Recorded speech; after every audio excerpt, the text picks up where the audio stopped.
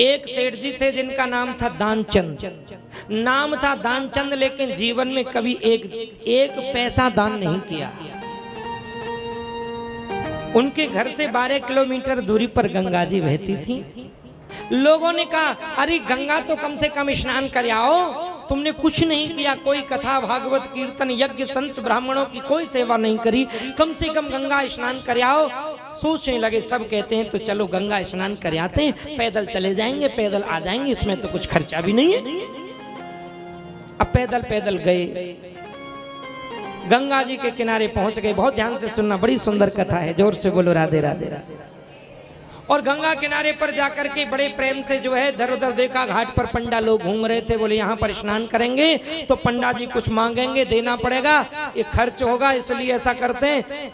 कुछ दूरी पर गए और वहां जाकर के शमशान घाट था। शमशान घाट बिल्कुल सुनसान, क्योंकि वो तो कभी कभी भरता है, जब कोई जाता है तो शमशान घाट भरता है, तो बिल्कुल खाली पड़ा था।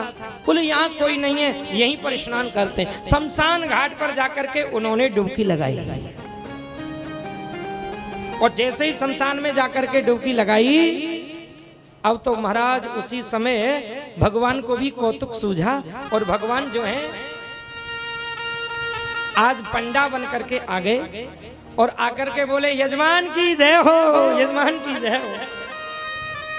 अब यजमान तो निकल के आए, बोले तुम यहाँ भी आ गए, ये तो शमशान घाट है। बोले यहाँ रहते हो तुम? बोले अपन तो यहीं रहते हैं, तुम जैसा कोई एक दानवीर आता है और 1 साल का पूरा इंतजाम करके चला जाता है।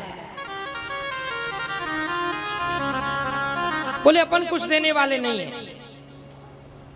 बोले तो कुछ तो देना ही पड़ेगा, हमारे घाट पर आप आए हैं, स्नान किया। अब बहुत देर तक झंझट हुआ, उन्होंने खूब मना किया।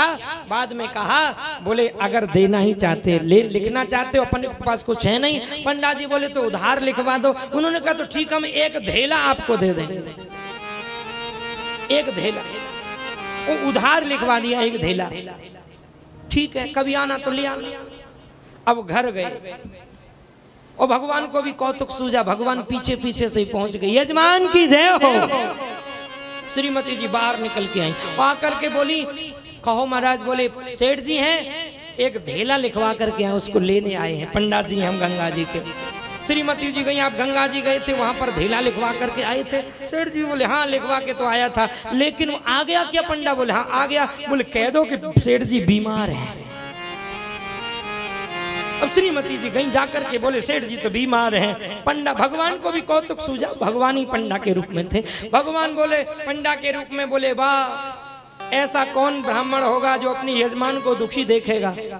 यजमान के दुख को दूर करना तो हमारा परम सौभाग्य होता है, परम कर्तव्य होता है। इसलिए अब तो यजमान ठीक हो जाएंगे तभी हम यहाँ से जाएंगे। जब तक हम माला सटकाते हैं, तुम जो है हमें माल घुटवाते रहो और हम माला सटकाते रहेंगे, यजमान को ठीक करके जाएंगे।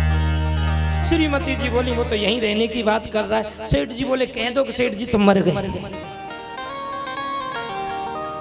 मर गए। अब सेठ जी